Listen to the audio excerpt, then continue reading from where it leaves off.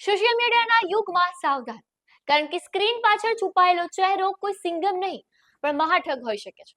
Ahmedabad crime બ્રાન્ચે એક એવા જ હાઈટેક અને શાતિર નકલી પીએસઆઈ હિમાંશુ ઉર્ફે રોકી પંચાલની ધરપકડ કરી છે, જેણે એઆઈ એટલે કે આર્ટિફિશિયલ ઇન્ટેલિજન્સનો ઉપયોગ કરીને 20 થી વધુ માસૂમ યુવતીઓની જિંદગી બરબાદ કરી નાખી છે.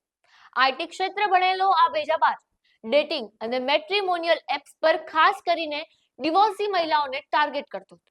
એઆઈ થી બનાવેલા પોલીસ યુનિફોર્મ વાળા ફોટા, હુબહુ નકલી જોઈનિંગ લેટર અને ખોટા સસ્પેન્શન લેટર બતાવીને યુવતીઓનો વિશ્વાસ જીતતો. એકવાર યુવતી પ્રેમની જાળમાં ફસાય એટલે હિમાંશુ પોતાની મોડસ ઓપરેન્ડી શરૂ કરતો. આ આરોપીની જે મુખ્ય એમો છે એ પ્રમાણે શરૂઆતમાં એ શાદી.com, જીવનસાથી.com, બમ્બલિંગ, પ્રૂ, ક્લિયરિટી ટોક, ફોવેર અલગ અલગ પ્રકારની જે પ્લેટફોર્મ્સ જે છે, જ્યાં લગ્નના છે પ્લેટફોર્મ્સ, યોગ્ય જીવનસાથી માટેના છે અથવા તો ડેટિંગ એપ છે, આ બધાના ઉપર એ કાર્ય એક્ટિવ છે. અને આ માધ્યમથી એણે અત્યાર સુધીમાં 20 થી 21 જેટલી મહિલા એટલે યુવતીઓને એની પ્રેમજાળમાં ખોટા ઓળખ આપી અને એમની સાથે સંબંધો કેળવી અને એમની પાસેથી અલગ અલગ યુવતી પાસેથી અલગ અલગ રકમ એને નાણાકીય જરૂર છે એ હિસાબે એણે મેળવેલી છે.